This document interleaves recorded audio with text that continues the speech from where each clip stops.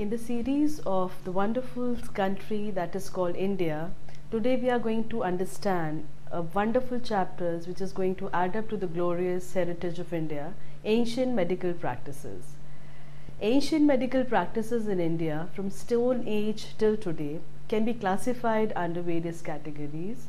To be suffice with that, the first is the pre-Vedic age, Stone Age. Second, the Vedic age, age of reason. The post-Vedic age, Ayurvedic age is the third stage, followed by the early medieval age, the age of alchemy and tantras.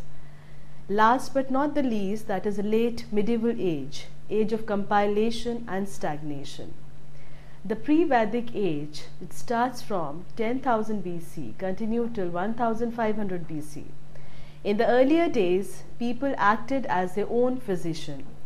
In imitation of animals, they treated their lesions by licking, sucking, blowing, and covering with mud. During the Stone Age civilization, tools formerly employed as weapons began to be used for making incision, trepantations, bloodletting, scarifications, amputations, and other surgical operations. Methods for the treatment of diseases were based on bath, cauterizations by fire, use of limited number of herbs, diet, massage, and the use of purgatives and diuretics accompanied by rituals, spells, incantations, sacrificial offerings, prayers, and weird dances. Psychotherapy also found an important part of primitive medical care and consisted of exorcism, use of amulets, magic, and witchcraft, besides spells and incantations. Accidental or battle wounds, killing and slaughter of animals, and cannibalism gave men an idea of the visceral content of the human body. Diseases were believed to be caused by external agents like wrath of gods, possessions by demons, and evil spirit, sorcery, and breach of taboo. With lapse of time, the influence of the planets, stars, loss of souls were often regarded as a cause of disease. Specific diseases were believed to be caused by specific demons or spirit, the seeds of future doctrine of specific infections or germs. With further progress of civilization in the Bronze Age, therapeutic agents like some fruits, cereals, spices, flowers, minerals, animal substances, and isolation of the sick came into vogue. The physicians were mostly priests, prophets, musicians, and herbalists. Diagnoses of diseases were based on astrology, dreams, auguries, examination of the liver and urine, magical trance, invoking the tribal god, and divinations through chanting of mantras and incantations. And prognosis was based upon dreams, oracles, and auguries. The treatment by magic physicians consisted of homeopathic magic based on similitudes, direct magic depending on rituals, defensive magic using fetishes, amulets, and talisman. Of the Indus Valley people who settled in India by 3rd millennium BC and built up a magnificent urban civilization, we know little about their concept of disease and its treatment. Primitive medicine was empiricism's cum mystic faith, as scientific medicine is more or less empiricism's cum tested belief. While science deals with material phenomena, magic is confined to supernaturals. In magic, however, there is always an element of expectation, amazement, and uncertainty. It is therefore little wonder that magic medicine of the primitive men continues to survive even today. The frontier between magic medicine and rational medicine cannot, therefore, be well defined. The Vedic age, that is the second age in this classification, which roughly starts from 1500 BC, continued till 500 BC, where the Aryans who came to India as nomads soon settled down to build an agricultural society dominated by religious rites and sacrifices. The sacred scriptures, the Vedas, which dealt with philosophy and rational thinking about cosmogony, led to a dawn of reasoning. Medicine was developed as an adjunct to religion. For a long and healthy life was considered essential for religious performances. This led to a change in the concept of disease and its treatment. Though yet influenced by mystic faith, magical and religious rites. Instances of these are found in abundance in Atharva Veda, which deals extensively with fasting, offering, charms, spell, incantation, magic, sorcery, demonology and witchcraft for the treatment of diseases, along with an increasing use of vegetables product, animal substances and metals as helpful agents. Bath and exposure to sun rays were also recommended for the treatment of diseases. Interesting instances of treatment of diseases by homeopathic magic based on similitude have been described in Kausika Sutra.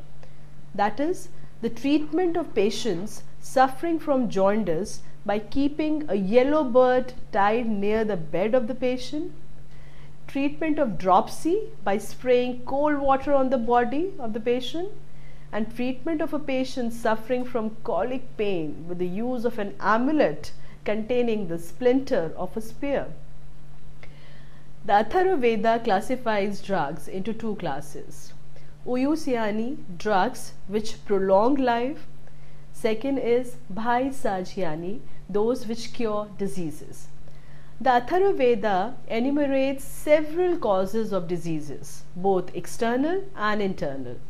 Possessions by demons or spirits, wrath of gods, change of season, worm, loss of humoral balance, hereditary, contagion and unwholesome food. The humoral theory of disease finds its first expression in the Atharva Veda, though in the rudimentary form, the three humorous vata, wind, abhra, phlegm and ausama, bile, in this state of equilibrium were recognized as the basic factors for health. And any increase and decrease of any one or more of these in the body led to diseases. It gives an elaborate account of the symptoms of many diseases. Measures for personal and public health have also been described in the Vedic literature. Rudimentary ideas of the physiological processes of digestion of food leading to the formation of child and its circulation through body channels and an improved knowledge of anatomy are found in the Vedic literature.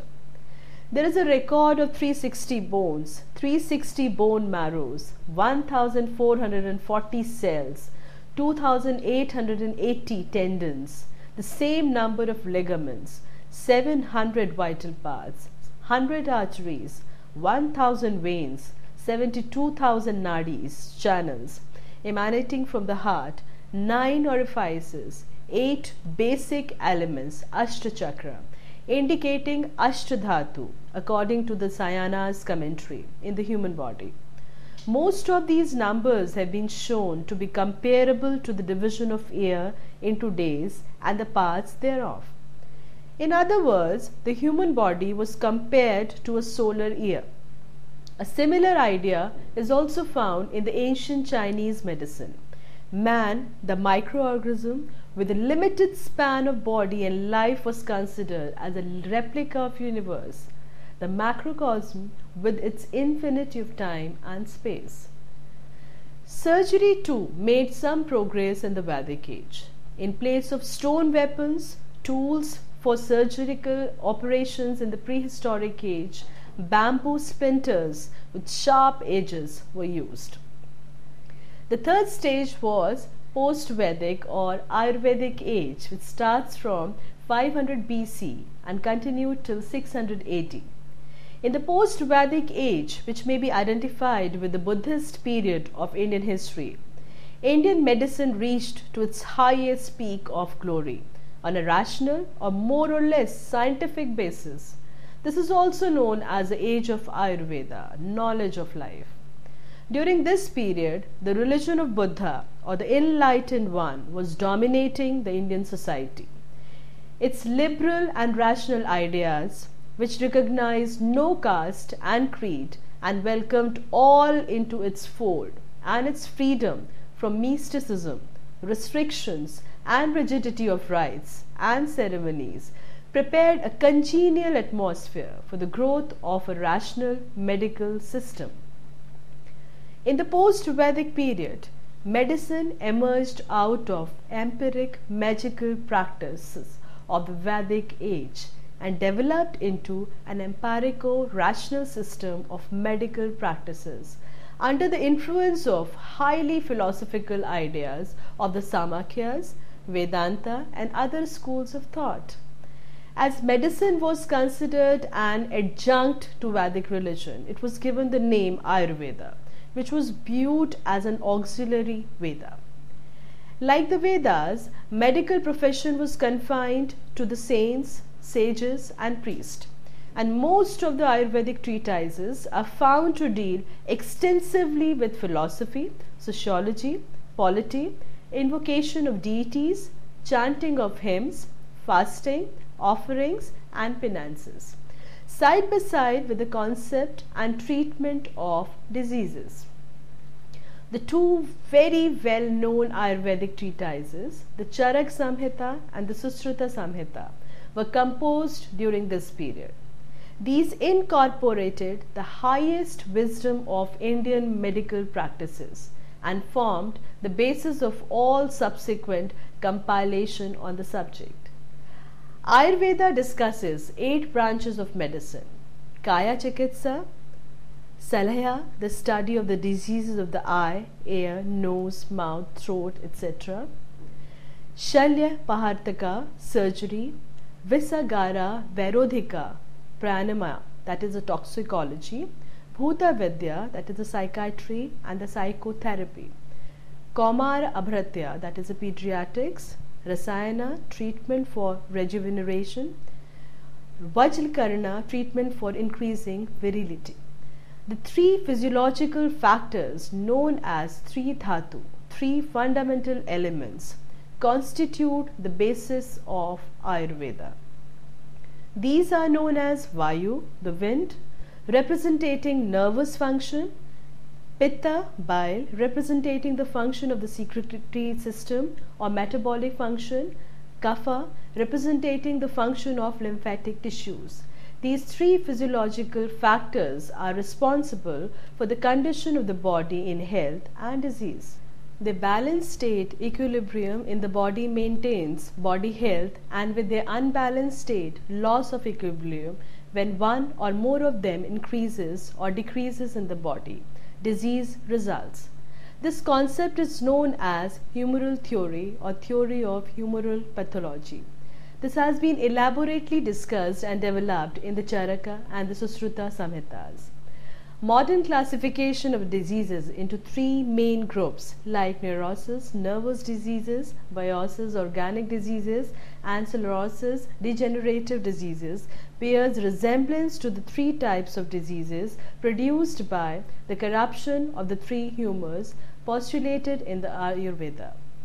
The Ayurveda, however, recognizes 3 groups of basic factors distinguished as dosh, affected humors; dhatus, bodily ailments; malas, waste products, the last 2 being the products of the anabolic upakaya and catabolic apakaya, aspects of the metabolic processes in the body respectively. The Ayurveda, however, recognizes 3 groups of basic factors distinguished as dosh, affected humors; dhatus, bodily elements; malas, waste products, the last 2 being the product of the anabolic upakaya and the catabolic apakaya, aspect of the metabolic processes of the body respectively.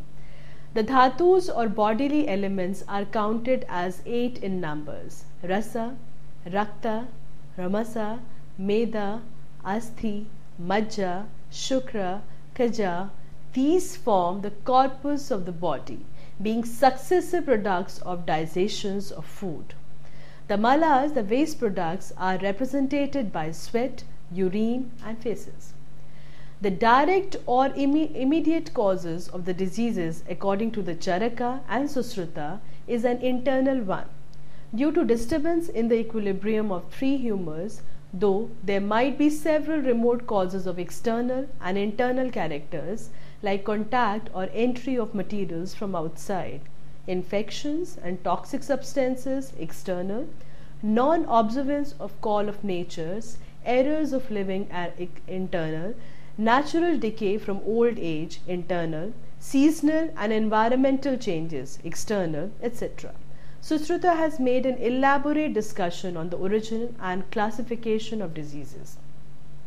According to Charak, diagnosis depends upon theoretical knowledge and by application of his own trained senses, meticulous observation of the patient's symptoms and complaints, and should conduct a detailed examination of the patient's appearance, voice, abnormalities, intestinal and other internal sounds, blood and other body fluids and bodily excretions, and study of the possible causes of diseases.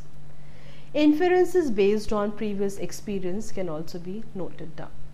It deserves as a special notice that diagnosis by feeling of pulse, though widely followed by the Indian physician of the later ages, has not been mentioned in any of the Ayurvedic treatises before the 12th century AD. This method of diagnosis by feeling of pulse was, however, in vogue in Egypt as early as the 6th century BC and in China in the 3rd to 4th century BC. The Chinese developed it into a remarkably reliable fine technique. Treatment of diseases included oral medication, eye drops, gargles, medicinal cigars, nasal medication, liquid ointments, suppositories, enemas, touches, sweatings, etc. Ayurveda further laid special emphasis on diet. According to Susruta, there are 4 common basic features in the treatment of all diseased and abnormal condition: cleansing processes, same Odhana, pacification and tranquilization of the deranged bodily humors, same Amana, proper diet, Amara, observance of hygienic rules and prescribed medical regime, Akra. Digestions and metabolism have been discussed in Charaka at length. Embryonic growth, or the growth of fetus in the womb, from the time of conception to the date of delivery, has been described in some detail in Charak and Susruta, which do not differ much from that of the modern medical text. Ayurveda made use of almost all natural drugs of vegetable, animal and mineral origin, as now current in modern medicine. Though there is no mention of any injected drug, the Ayurvedic physicians, however, had a modified type of subcutaneous injection in the form of scarification of scalp and application of medicine to the wound. Prevention of diseases was as much an aim of Ayurveda as a curative remedial measures.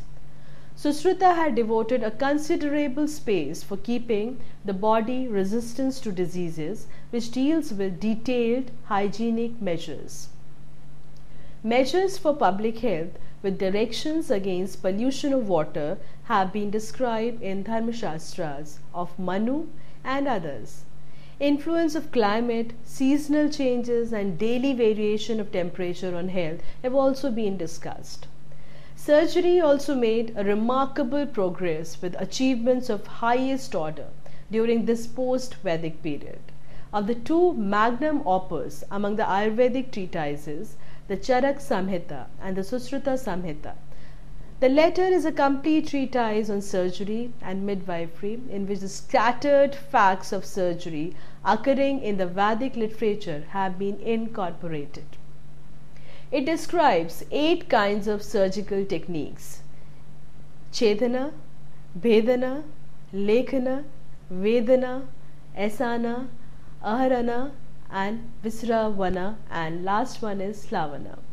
Surgery in the Susruta is characterized by its remarkable operative technique, accurate diagnosis and thoughtful after treatment. Sushruta has described most of the surgical diseases and discussed their causes, symptoms, and complications. Some of the achievements of the ancient Indian surgery may be noted here as described in the Sushruta: plastic surgery, rhinoplasty and otoplasty, laparotomy, ophthalmic surgery, lithotomy, and craniotomy. It has described 121 varieties of surgical instruments, most of which resemble those used by the modern surgeons: caustic, tessera, cautery, agni, cotton pad or lint, pyota, silk worm gut, swara, sponge bandage, irrigator, disinfectants, kesaya, liniments, alepana, and paste or ointment, kalak, have been mentioned as important accessories material for surgical operation. The only anesthetic material mentioned is alcohol. Sterilization of water by boiling, heating in sun, and by insertion of hot bricks has been recommended by Sushruta.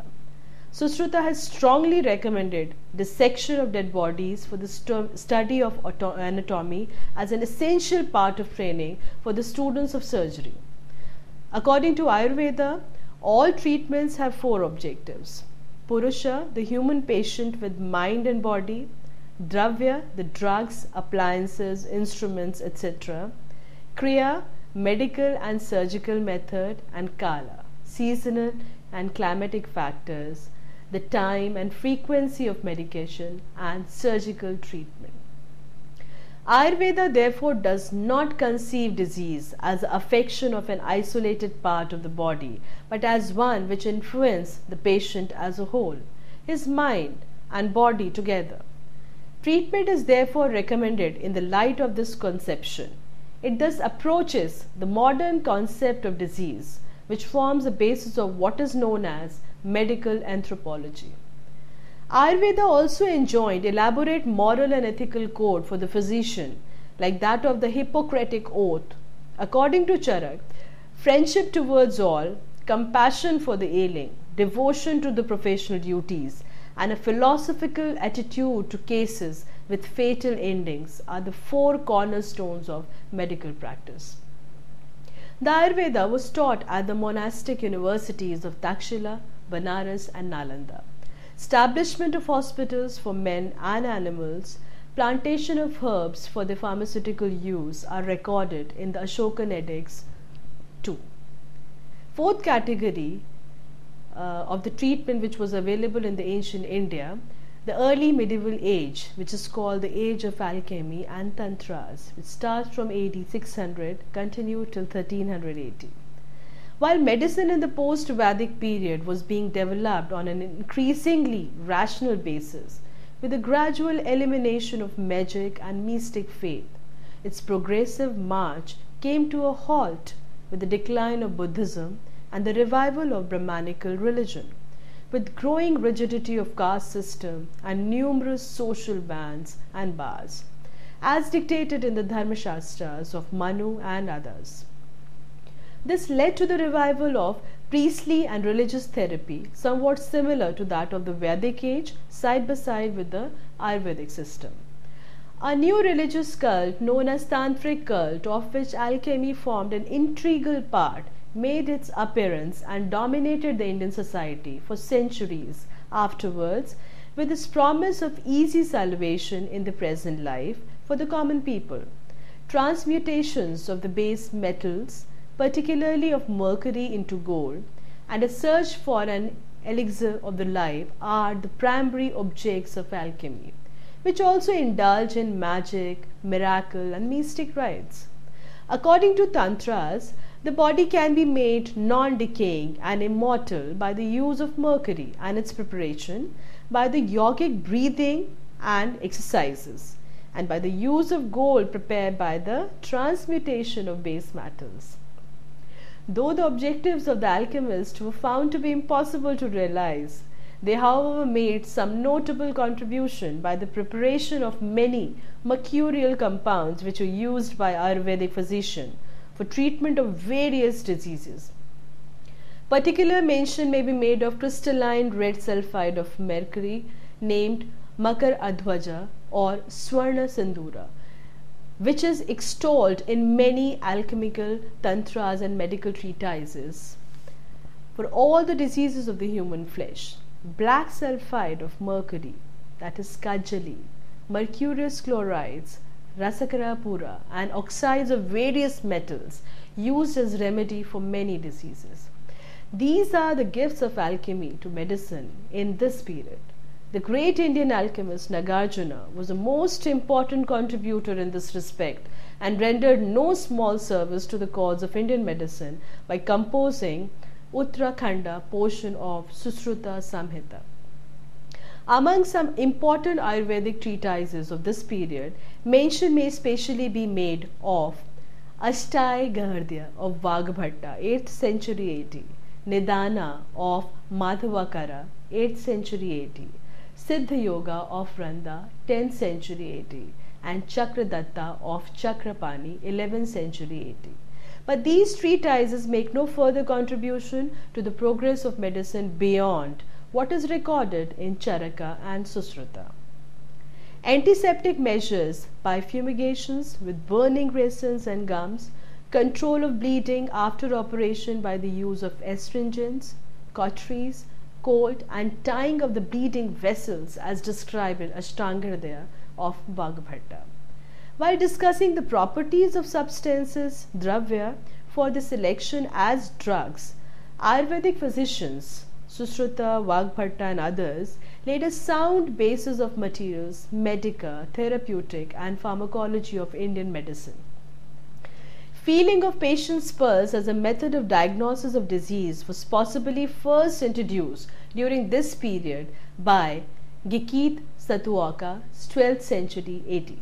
In a number of tantric treatises, a fairly elaborate account of the nervous system in human body is found in connection with the description of yogic exercises prescribed for the devotees of the cult, while in the Vedas, the Charaka or the Susruta, heart is regarded as a center of consciousness, as was the case with the ancient Egyptian and Chinese.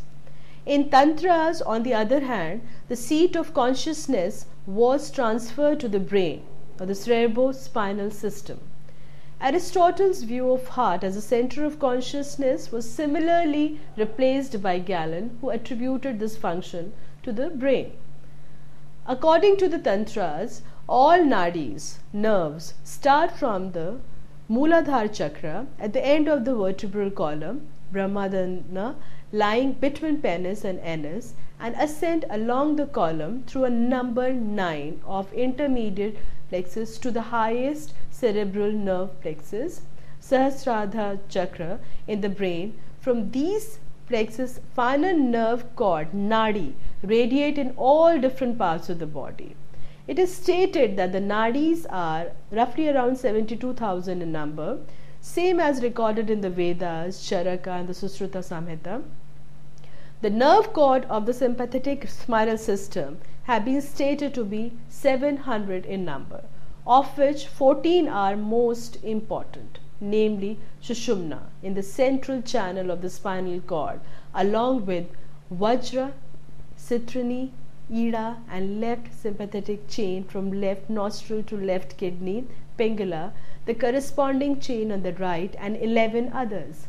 Similar descriptions are also found in the later Upanishads, while Charak and Susruta have made no distinction between nadis, dhamanis, irjas and ragas with their functions.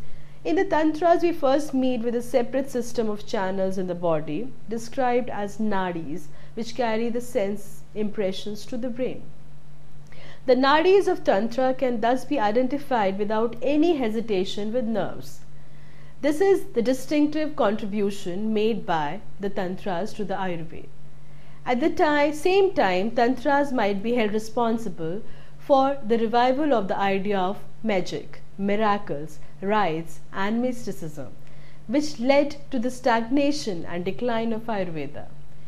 It might be of some interest to note here that both Plato as well as the author of Hippocratic collection refer to 3 thick vessels in the vertebral column in positions very similar to those of Susumna, Ida and Pingala. It was during this period that there occurred some exchanges between the Indian and the Arabic medicine, when some Indian physicians were invited to the court of Abbasid Khalif al-Mamun, AD 927. There they assisted the Arabian scholars in translating into Arabic the great Indian medical treatises, the Charak Samhita and the Susruta Samhita. As a matter of fact, the Arabian medicine system, which was Hellenic in origin, came to India under the name of Unani system of medicine, which is still practiced by Indian Hakims. Several Unani drugs were thus incorporated into Indian pharmacopoeia. Of these, camphor sublimate of Lollandums deserves special mention. Next in the category is the late medieval age. The time period is AD 1300 to AD 1600. With the influences of alchemy declining gradually, the Indian medicine remained practically stationary with little new knowledge being added. Several comprehensive and useful compilation and commentaries were, however, produced in this period, which incorporated many alchemical metallic preparations as drugs, improved methods of diagnosis borrowed from foreign sources, and description of some new diseases not known before are found in these works. The Sarangadhara Samgraha by Sarangadhara, 14th century AD, gives an account of the feeling of pearls in detail for the purpose of diagnosis of different diseases, for examining the condition of health of a person and of his state of mind, as well as for the purpose of prognosis. The nature of the movement of the pearls, its intermittent and halting character, slowness or fastness, weakness or strength, warmth or coldness, steadiness or variability are all regarded as specific indication of patient's condition as well as of nature and cause of diseases. The Bhav Praksha, 16th century AD of Bhava Mishra, another Ayurvedic treatise of this period, which is a voluminous compilation, also furnishes a similar description of examining patient's pulse for the diagnosis of his disease and for determining the condition of his body and mind. In addition to that of the technique of feeling the pulse using the first 3 fingers of the physician's hand. This technique of feeling the pulse for diagnosis of various diseases was probably learnt by the Indian physicians from their contact with the Chinese. Mention of Firangarogas, the disease of the Portuguese, and its treatment with calomel and copsini are found in the above text as also in the Isara Pradipa of the same period. The Basarat Nasa Mukaya is the most typical production of this period. A large number of so-called well-tried mercurial and minerals adapted to the treatment of diseases are described in this text. The Arka Prakasa, a treatise on the preparation of medicinal tinctures and essences, also belongs to this period. It prescribes mercury treated with aqua regia as a remedy for Firangaroga. Muslim influence is distinctly discernible in this hybrid production. During the Mughal rule, Indian medicine came into close contact with that of the Unani system, and several books on medicine incorporating the knowledge of both the systems were published by a number of well-known Muslim physicians. Emperor Akbar, a great patron of learning, also invited many foreign scholars and physicians from Persia, Khorasan and Europe to his court and encouraged the development of medical science in India. Many hospitals and dispensaries and teaching institutions of medical science were also established at various places in the country by Akbar and other Muslim rulers of this period. But no new knowledge might be said to have been added to the Indian medicine or any real progress achieved. Unani Tib is the name given to the medical practice brought to India with Islam, which began to have a major impact on India starting with the Afghan invasions of Gujarat in the early 11th century. The word Unani, which is sometimes spelt as Unani, is an Indian representation of the name Ionian. Unani medicine is the system founded on that of Galen, and in particular as interpreted in Avicenna's AD 980 to 1037 work Al-Qanun fi Tib. Unani medicine is still very much alive in India today, and it is fascinating to consider that a fundamentally Galenic medicine is still in contemporary practice. As might be expected, Unani medicine and Ayurveda have influenced each other, especially in the realm of material medica. Although the primary language of Unani medicine are of course Persian and Arabic, there are even Sanskrit texts on Unani. For example, the 18th century work Hikmat Prakasha was written in Sanskrit by the pious Hindu Mahadev Deva. Unani medicine postulates 4 basic humors as opposed to Ayurvedic 3. The Unani medicine is more oriented towards the treatment of patients in hospitals. The major difference between these systems, however, is their clientele. Broadly, Unani physicians treat Muslim patients and Ayurvedic physicians treat Hindus. Very important aspect of the ancient medical system in India is the Siddha medicine. In South India, a system of medicine evolved in the Tamil-speaking areas that was different in certain conception from Ayurveda, known as Siddha medicine. This was and is primarily an esoteric, alchemical and magical system apparently strongly influenced by Tantric thought and Ayurveda. It is marked by a greater use of metals, in particular mercury, than in the case in Ayurveda, and holds particular reverence for a substance called Muppu, which is believed to hold potent power for both physical and spiritual transformation. Taking the pulse is more prominent as a diagnostic procedure in Siddha medicine than in Ayurveda, and it has been suggested that Ayurvedic pulse diagnosis, which is not common before the late 13th century, was borrowed from Siddha medicine. The semi-legendary founders of Siddha medicine include Bogar, which is believed to have travelled to China, teaching and learning alchemical law. Other legends include stories of a Siddha called Ramadeva who travelled to Mecca, assumed the name Yaqub and taught the Arabians the alchemical art. Another form of medicine which was practiced in ancient India was astrological medicine. From the earliest time, Ayurveda treated a range of children's diseases as being due to the magic or maybe the malign influence of the celestial demons who was believed to attack children and to afflict them with a range of symptoms. The Sanskrit word graha was later used to mean planet, although grahas are clearly described as celestial beings in the Sushruta Samhita. The later evolution of rites for planetary propitiations are clearly aimed at the same types of influence.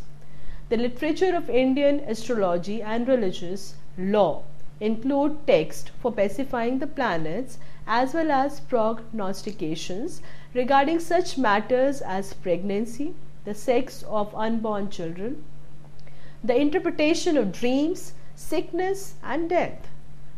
Private booklets containing invocations for pacifying the planets as well as prayers and rituals for safeguarding children were not uncommon. As an ancient and influential treatise on law and conduct says, one desirous of property, of removing evil or calamities or rainfall for crops, long life, bodily health, and one desirous of performing magic rites against enemies, and others should perform a sacrifice to planets. A work exemplifying the close relationship between medicine and astrology as therapeutic system is the Virasimha Valoka by Virasimha, which was composed in AD 1383, probably in Gwalior. It treats the etiology and therapy of the groups of diseases from 3 distinct points of view: that of astrology, that of religion, and that of medicine. Now we come into contact of the Europeans.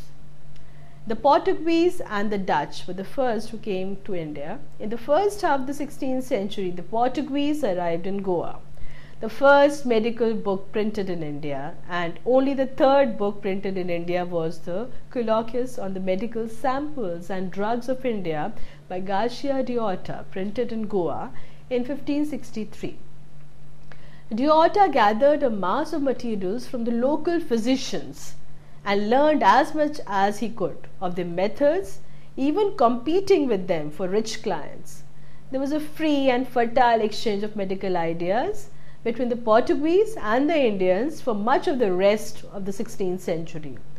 But despite this promising beginning, the relationship declined, and during the early decades of the 17th century, the Portuguese introduced restrictions that effectively outlawed Hindu physicians.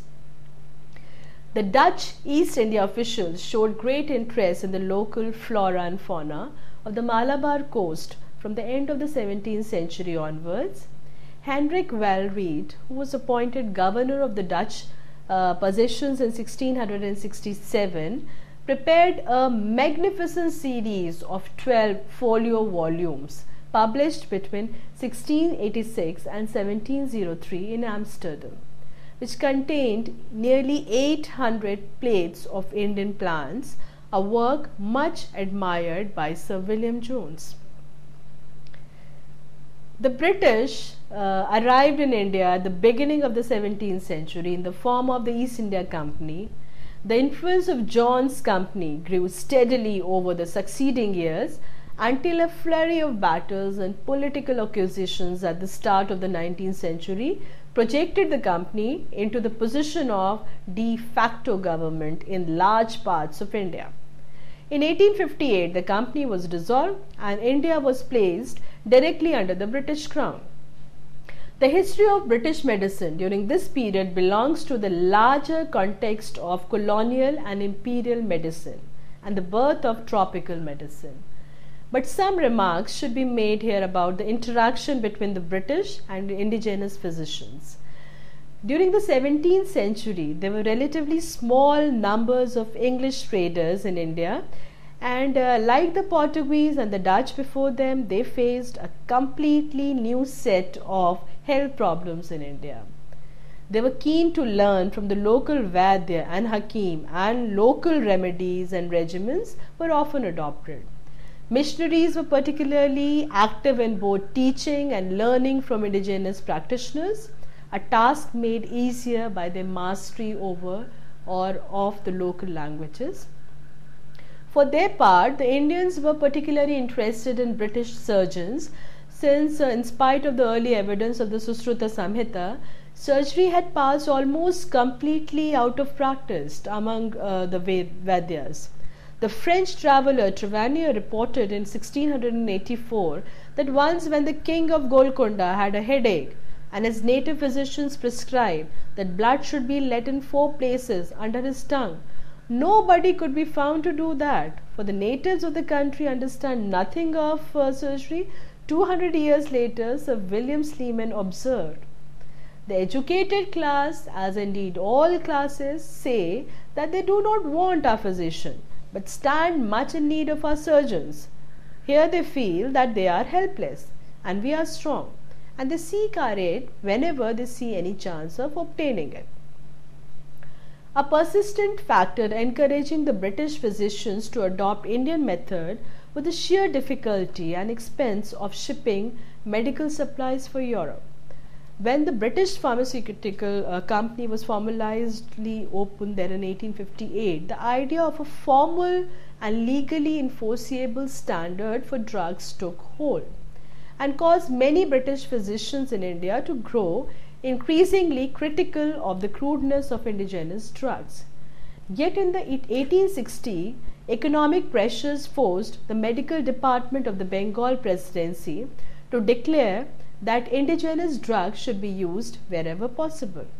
In the longer term, feelings against Indian medicine hardened, in common with attitudes to all indigenous skills and sciences, and after official government support for Indian medicine ceased in 1835, Ayurvedic and Unani physicians were thrown back on their own private resources for training and practice.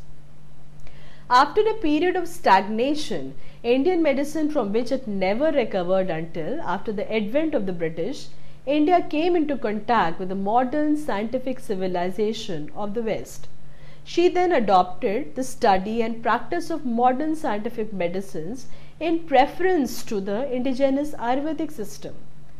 Nevertheless, the indigenous system of medicine still continues to survive in an isolated condition in its old and antiquated form, swearing by the great names of Charak and Susruta.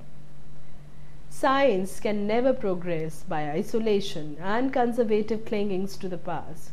It is therefore no wonder that the Indian medicine has failed to recover from the cultural coma with which it was seized and now remains satisfied, like the Egyptian with merely worshipping the dead, or like the Chinese adoring the antiquity.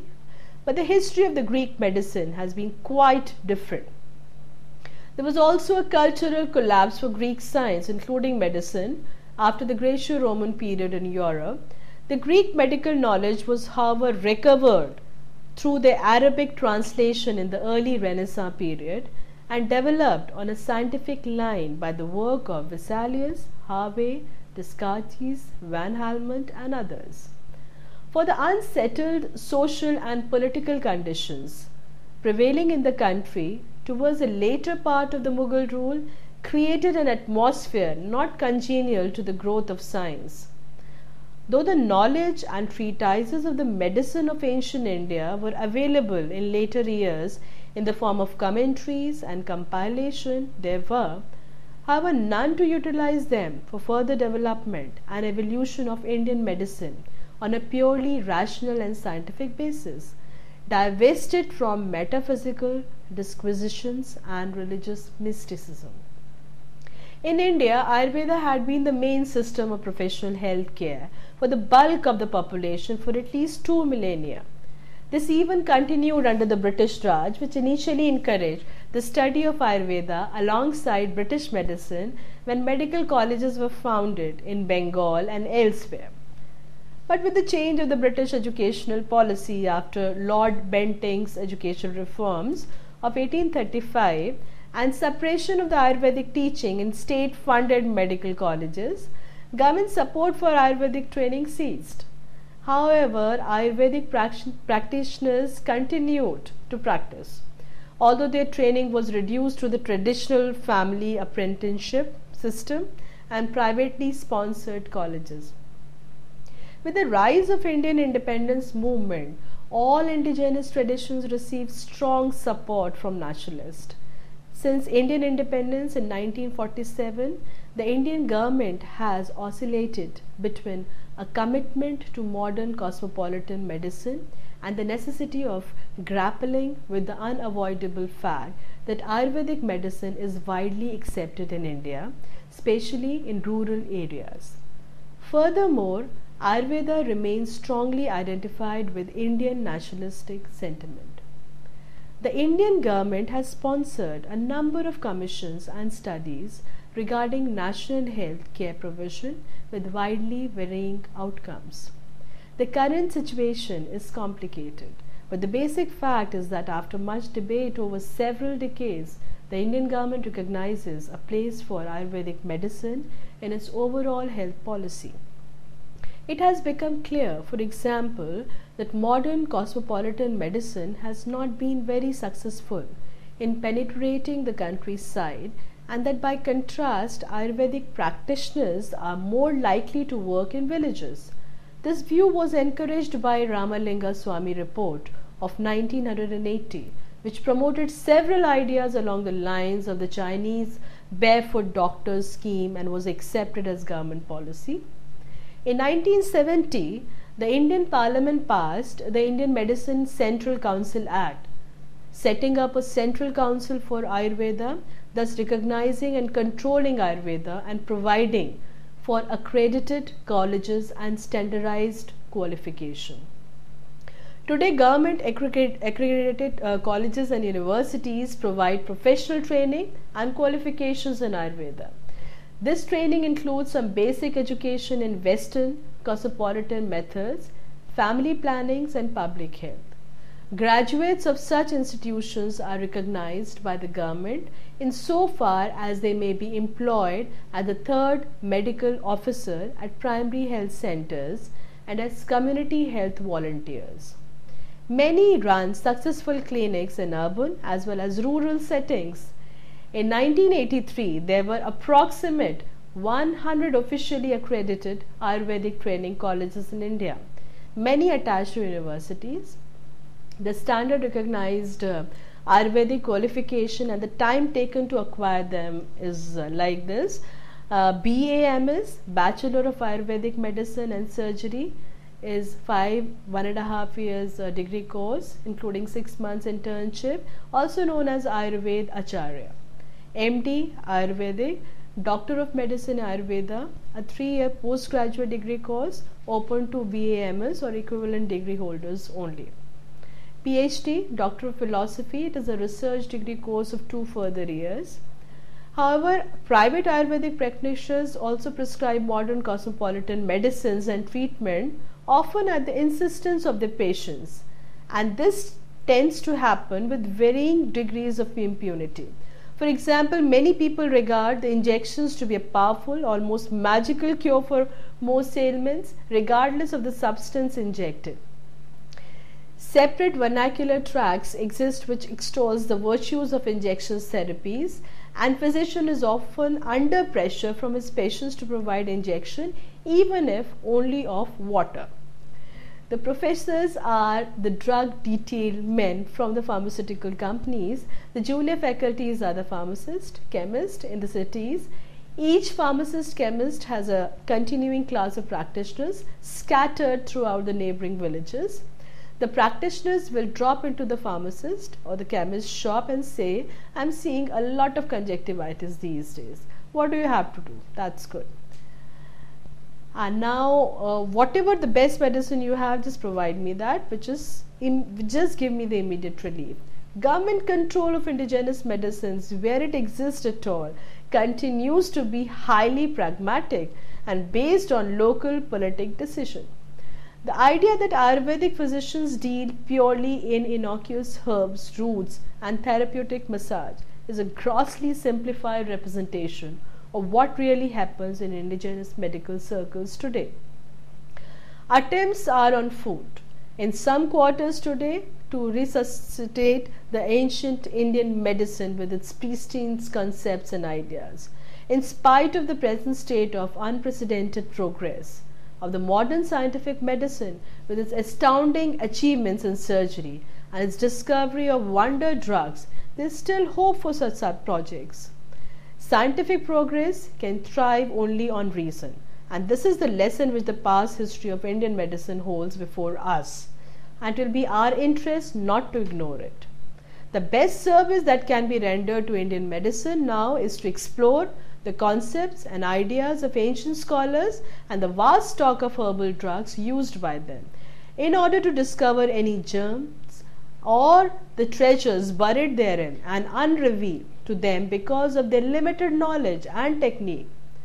Though they might have had a faint glimpse of the same in their own intuitive way, this can only be done by competent scholars trained in modern scientific ways.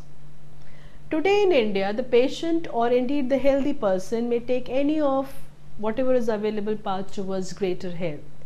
There exist physicians of cosmopolitan medicine, Ayurveda, Unani as well as others we have not mentioned, such as homeopaths, naturopaths, traditional bone setters, yoga teachers, massage, enema therapists, faith healers, famous gurus, traditional midwives and the wandering specialists who remove the wax from ears, so on.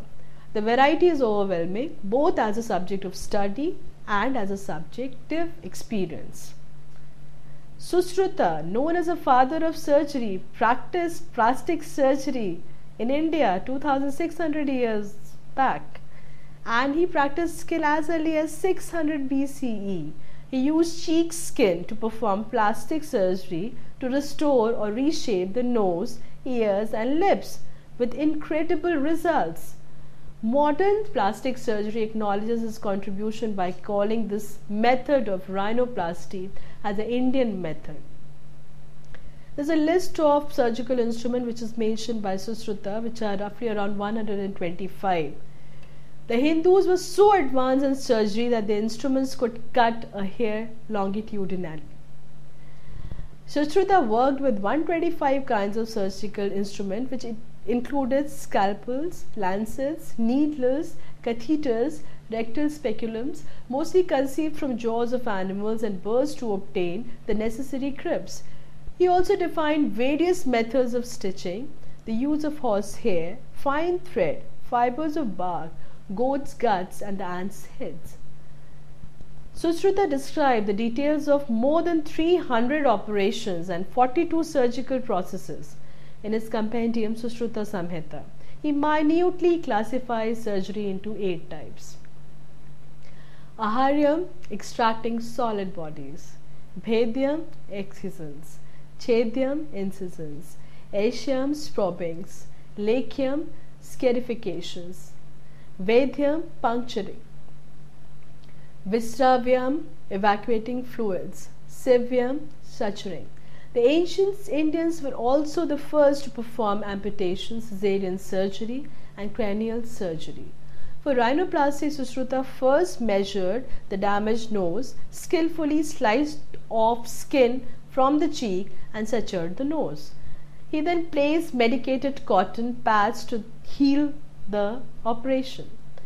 Around 800 BCE, sage Bharadwaj was both the father of modern medicine, teaching Ayurveda, and also the developer of aviation technology.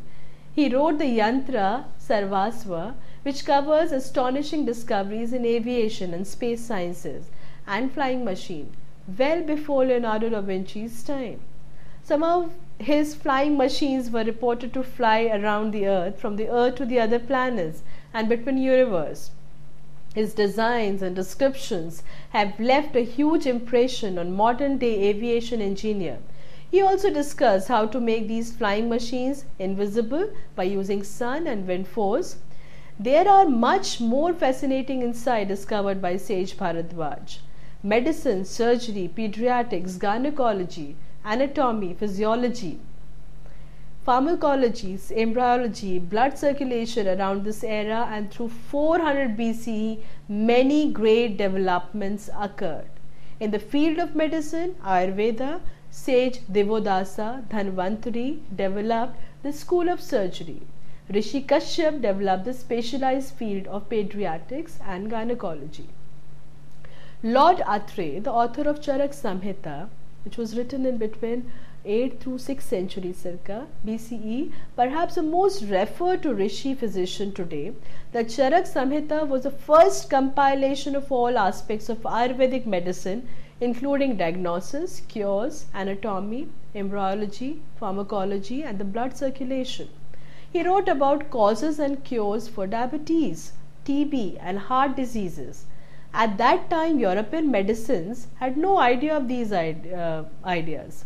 In fact, even today, many of these disease causes and cures are still unknown to modern allopathic medicine. Along with herbs, diet, and lifestyle, Atre showed a correlation between mind, body, spirit, and ethics. He outlined a charter of ethics centuries before the Hippocratic Oath. Rhinoplasty, amputation, cesarean and cranial surgeries, anesthesia, antibiotic, herbs. While Lord Atre is recognized for his contribution to medicine, sage Sushruta is known as the father of surgery. Other unique quality of Ayurveda is that it uncovers and cures the root cause of illness. It is safe, gentle, and inexpensive. It sees 6 stages of disease development, where modern medicine only sees the last 2 stages. It treats people in a personalized manner according to their doshas or constitution, not in any generic manner. Further, Ayurveda being the science of life, Atre was quick to emphasize proper nutrition according to dosha, and perhaps above all else, there was a mind-body-soul relationship.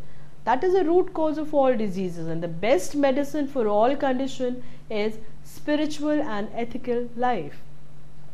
One of the Ayurvedic surgical practices being used today in India involves dipping sutures into antibiotic herb, so when sewed into the person, the scar heals quicker and prevent infection.